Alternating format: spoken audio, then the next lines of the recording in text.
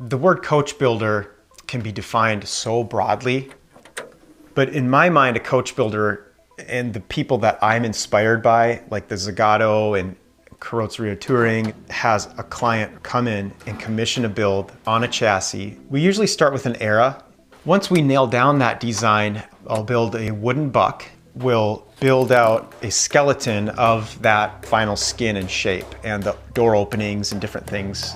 We build all the internal paneling for firewall, bulkheads, kick panels, all of that goes inside the car, and you put the skin on that, mate them all together through a series of welding, riveting, design the interior, the seats, we do the leather, and come out with a finished product. The aesthetic gets built around the functionality, and you try to make it as beautiful as you possibly can with wrapping this body around all of the muscle and the skeleton in a very artful and aerodynamic, proper way.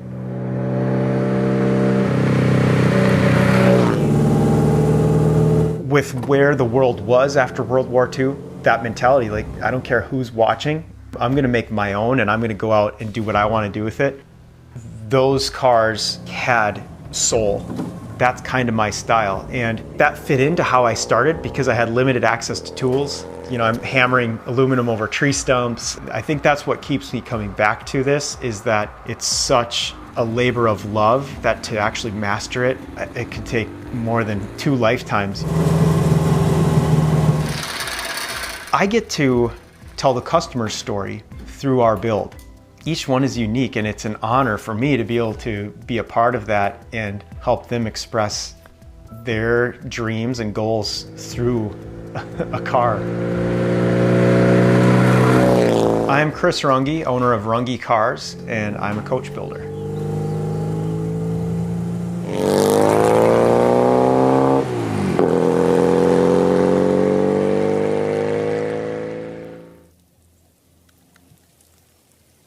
Rünge Cars started as an idea of building my own car from the ground up.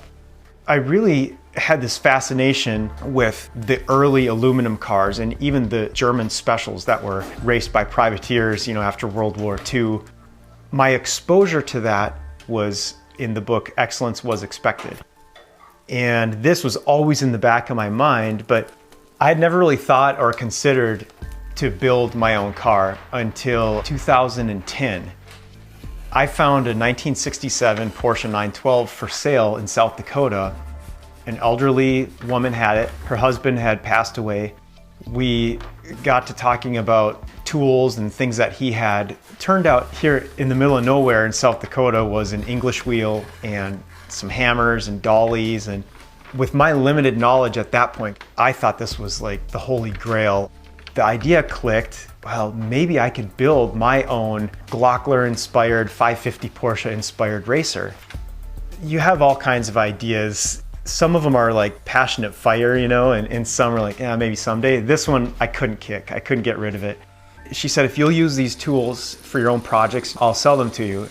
2011, I started hammering away and making a seat. The seat turned out pretty good, so starting to make the body panels and worked my way around the car, teaching myself as I went. And with the tools that I bought came a ton of books about metal shaping.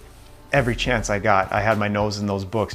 I also went back to all my old Porsche books and looked at the bucks and the aluminum-bodied cars that would reveal ideas and processes to me. And that was kind of my schooling on how this works.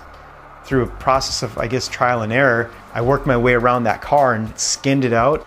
Fall of 2012, I rolled that car out of the barn and fired it up and actually had something that looked exactly how I wanted it to be.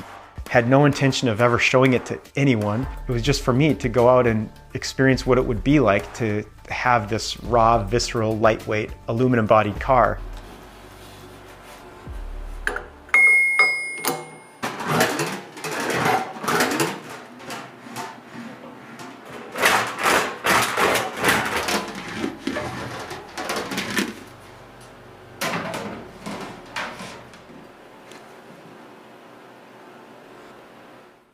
One of the old school techniques is the gas welding.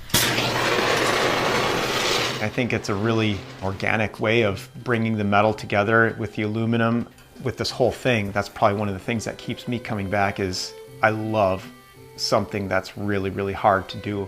It also creates a really nice finish. I think that's an important part of the build process.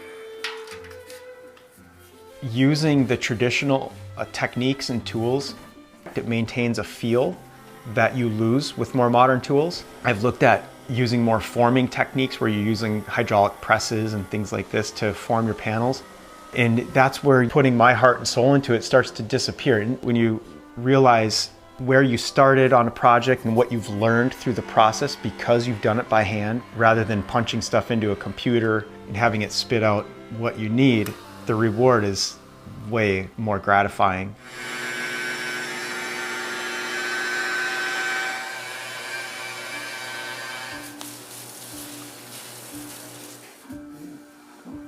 It's so important to share knowledge. And with this, the more that I allow my ideas to be shared, I share them with anybody who's interested, you know? It's allowing more people to pursue their dreams. A lot of guys that come into my shop, I do lessons here and classes for coach building and metal shaping, and I allow other people to come in and teach as well. So many people possess so many different skills. If we can pick up bits and pieces to make our work better, I see it as a benefit to whoever's interested, whether they're taking the ideas for welding and using it on a personal project that has nothing to do with automobiles, or they want to build their own car. I think it's something that needs to be shared and inspire other people.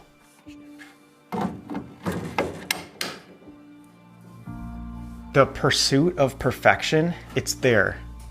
It's an ongoing conversation like you almost have with yourself when you're working. That's what drew me into the first cars that I saw, was the hammer marks, and that's the heart and soul that went into it. And that was what revealed part of the mystery of how it was built.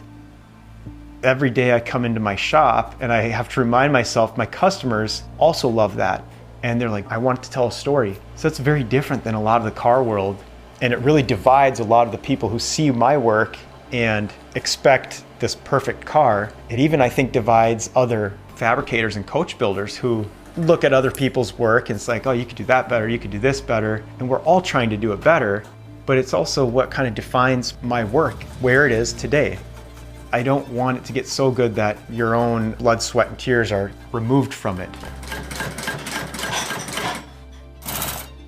Because I started with really basic hand tools, I've learned that plowing a field with a horse before you get to the tractor, you already know a lot about that tractor before you even get your hands on the wheel. And I think with shaping metal, it was the same way. With shaping over tree stumps, using bossing mallets and hammering into the leather bags with lead birdshot in them. When I finally decided I was going to get serious about this and I went to a better English wheel, it made me appreciate them more and it gave me a better understanding of what was happening with the bigger tools. I think because of the way I started with a minimal budget, a guy saying, I've got about 3,500 bucks, how can I make this happen? And I think it changes your mentality and your appreciation for the whole entire process. There's a level of passion that goes into it when you are forced to make something out of nothing. I watched my dad do that my whole life. There's just an irreplaceable heart and soul that comes through in the final product when you've had to do it that way. I also think it makes a person very vulnerable when they decide, I might show this to the world. I made this with my own blood, sweat, and tears. It's what I think keeps every one of us coming back to a build or a tool or a new technique you learn or trying to make more horsepower, whatever it is. It's at the core of it.